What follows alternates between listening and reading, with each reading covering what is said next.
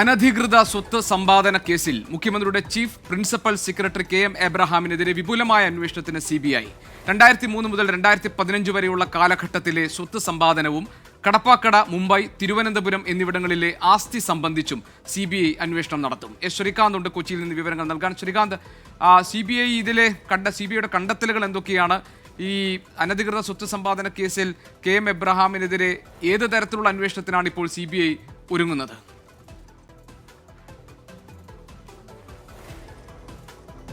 ഗോപികൃഷ്ണൻ, ഇതിൽ അഴിമതി നിരോധന നിയമപ്രകാരമുള്ള വകുപ്പുകൾ ചുമത്തിയാണ് KM എബ്രഹാമിനെതിരെ ഇപ്പോൾ അന്വേഷണം CBI കൊച്ചി യൂണിറ്റ് ആരംഭിച്ചിട്ടുള്ളത്.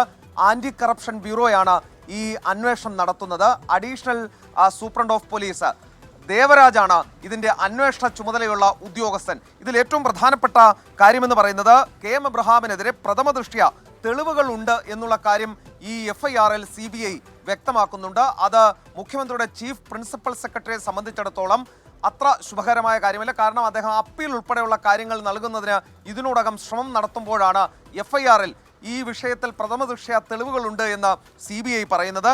KM എബ്രഹാമിനെതിരെ ചുമത്തിയിരിക്കുന്നത് അഴിമതി നിരോധന നിയമത്തിലെ 13(1), 13(1)(e) വകുപ്പുകളാണ് ഉള്ളത്. 12 വർഷത്തെ സ്വത്ത് വിവരങ്ങൾ സംബന്ധിച്ച് അന്വേഷണം നടത്തുമെന്ന് CBI പറയുന്നു.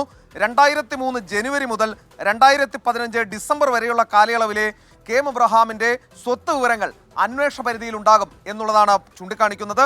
കൊല്ലത്തെ 8 കോടി രൂപ വില വരുന്ന ഷോപ്പിംഗ് കോംപ്ലക്സ് അന്വേഷണ പരിധിയിൽ വരും. തിരുവനന്തപുരത്തെയും മുംബൈയിലെയും ഫ്ളാറ്റും ഈ നേടിയത് അനധികൃത സ്വത്ത് സമ്പാദനത്തിലൂടെയാണോ എന്നുള്ള കാര്യവും CBI അന്വേഷിക്കും. ശ്രീകാന്താണ് വിവരങ്ങൾ നൽകിയത് കൊച്ചിയിൽ നിന്ന്.